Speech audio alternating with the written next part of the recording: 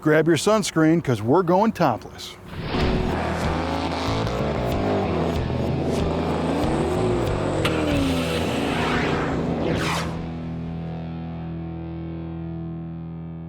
A lot of the cars we feature here on Muscle Car of the Week are obviously high-performance muscle cars because you can tell they've got stripes, they've got bright styled wheels, they've got bright colors and fancy names. But in this case, we've got a very subtle muscle car. It's a 1965 Plymouth Satellite, and it's a convertible in a nice subtle shade of maroon. And it doesn't really look like anything that could be a terror from the stoplight drags on the street, but when you get closer and you pop the hood, you find that this car is powered by the Chrysler 426 Wedge. So it's got kind of a neat little secret. And behind that is an automatic transmission, which allows this car to cruise effortlessly. Many people equate the 426 cubic inch Chrysler V8 with the 426 Hemi and its hemispherical cylinder heads and high horsepower and torque ratings. And that was a very popular engine because it debuted as a race motor in '64 and consequently won the Daytona 500 in the first, second, third, and fourth place positions. But the 426 Hemi was not the only 426 you could buy, as evidenced by our Satellite. So this is the Commando V8, and in this car it's 426 cubic inches, but it's not a Hemi, it's a wedge head. A little different design, still makes a ton of power. And I always thought it was cool under the hood of these old Mopars because they always painted the inner fenders and the firewall and even the top of the frame rails with the same body color as the outside.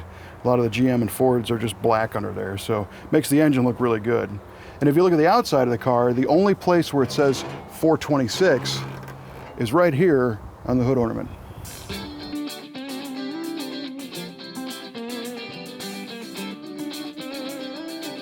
It has a very similar bottom end, but a different cylinder head design, a more traditional wedge-shaped combustion chamber, and not the giant hemispherical head that you found on the Hemi. But it was still a very powerful engine. The 426 Wedge made 365 horsepower, 470 foot-pounds of torque. It was 10.3 to 1 compression with a single 4-barrel.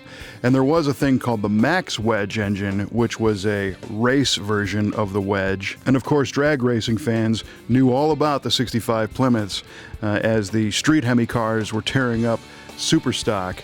But the Max Wedge and the Street Wedge cars all did very well in drag racing. The mid-60s saw an evolution in car styling. The 50s were known for the big fins, and Chrysler's chief designer, a guy named Virgil Exner, carried that space-age styling into the early 60s with a lot of cars that some buyers thought were maybe just a little bit too eccentric. So Chrysler and Plymouth sales ended up taking a little bit of a slide in the early 60s. So to catch up with GM and Ford, which were going to a much more conservative styling approach, Chrysler came out with this body style, which we see here in the Plymouth Satellite. It does not have any wild fins. The body lines are all very concise. There's a nice smooth line that goes from the front of the car, sloping gently towards the back of the car. The nose is very clean. The grille is nice and tidy.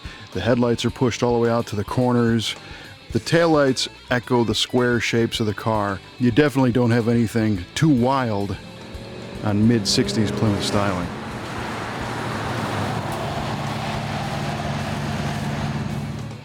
I think one of the high points of this car, of course, besides the 426 Wedge, is the interior. The design of the interior of this car is very inviting. There's a nice piece of trim that goes the full width of the dash that has a very cool little pattern embossed in it. It's got a good-looking set of gauges, and of course the console with kind of the V-shaped Brightwork trim. This car has a lot of power options, including a power automatic convertible top. That 426 makes a lot of torque, and it's kind of funny to see the 14x7-inch wheels and small tires trying to keep up with it all. But that's part of the fun of driving a cool car like this.